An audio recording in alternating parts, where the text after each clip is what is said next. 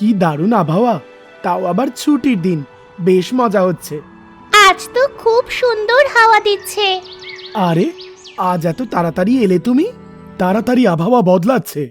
আমাদের আগামী সপ্তাহের মধ্যে পুরো শহর পার করতে হবে। আর ওড়ার মতো আমার একদম শক্তি নেই। যদি আমরা একই জায়গায় থাকি তাহলে মানুষেরা কিন্তু আমাদের মেরে দেবে। কিছু দূরেই একটা বাগান আছে, ওখান থেকে গিয়ে আমরা কিছু ফলের রস খেতে পারি। এতে আমাদের ওড়ার শক্তি জুটবে। হ্যাঁ, কিন্তু তাড়াতাড়ি করো।